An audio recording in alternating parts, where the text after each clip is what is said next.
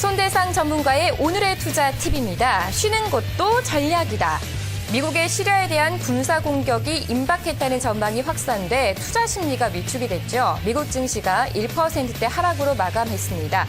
국내 증시 역시 약세 움직임 나타나고 있죠. 하지만 양지수 모두 지지 구간이기 때문에 반등을 기대해 볼 수도 있겠다라는 의견을 제시하고 있습니다. 코스피 지지선은 1860포인트, 코스닥은 513포인트 지지를 지켜보되 이 지지선을 이탈할 경우 8월 20일 급락했던 지점까지 추가 하락 가능성이 있으니 오늘은 쉬어가는 전략을 구사하는 것이 좋겠다라고 제시하고 있습니다. 쉬어가는 전략도 또 다른 전략이 되어갈 수가 있겠죠. 과연 이 전략이 맞는지 확인해 보도록 하겠습니다. 손대상 전문가 전화로 연결되어 있습니다. 안녕하세요, 전문가님. 네, 안녕하십니까? 네, 오늘 약세권 움직임 나타나고 있습니다. 분위기는 좋지만은 않은 것 같은데요. 현재 시장 분위기 좀 읊어주시죠.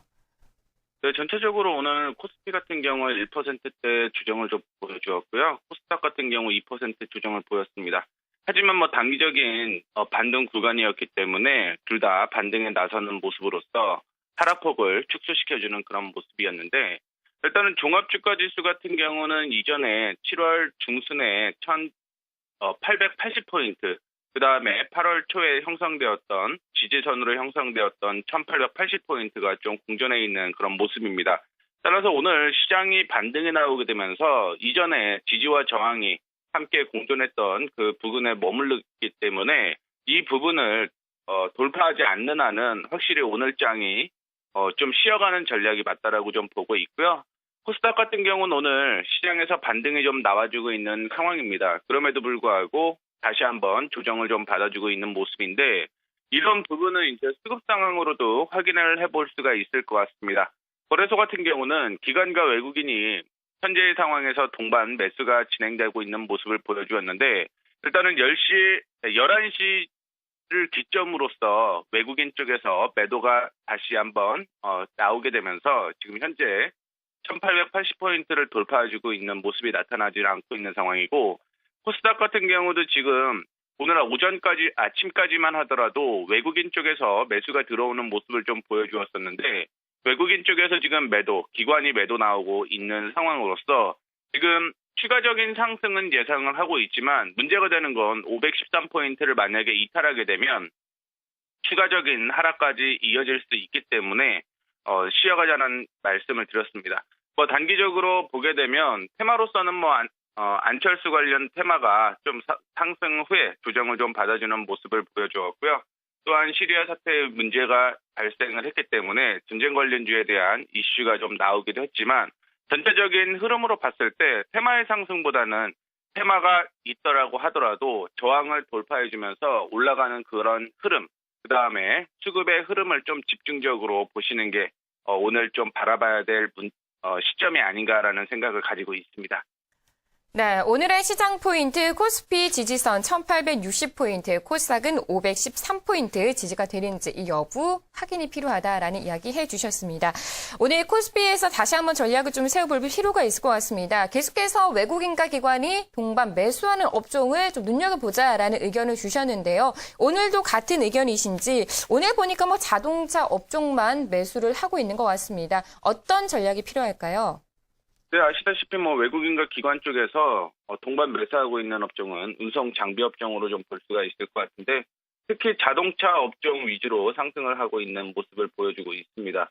에너지에 대한 이슈, 유가 상승에 대한 이슈로 인해서 일시적으로 에너지 관련주가 정유 관련주가 상승하는 모습은 좀 보여주었었는데, 이 역시 지금은 하락으로 전환되게 되면서 상승폭을 키워가지는 못하고 있는 상황이다라고 볼 수가 있을 것 같고, 자동차주 안에서도 지금 현재 현대차 같은 경우는 1.26%, 기아차 같은 경우는 한 1.5% 정도 상승을 하고 있는 그런 모습인데, 전반적인 수급의 현황에 따라서 매매를 하시는 게 좀 좋을 것 같고, 특히 오늘 같은 경우는 운송 장비 업종에서도 연기금이 매수가 들어오고 있고, 오늘도 역시 투신권이 얼마나 매수를 해주냐에 따라서 상승폭이 좀 있다라고 생각을 하고 있는데, 오늘 투신권에서 현재 운송 장비 업종으로 99억 원 정도 매수대가 들어오고 있는 모습으로 봤을 때, 운송 장비 업종에서 중장기적인 흐름으로 좀 지켜보시는 게 좋지 않을까 이렇게 판단을 하고 있기 때문에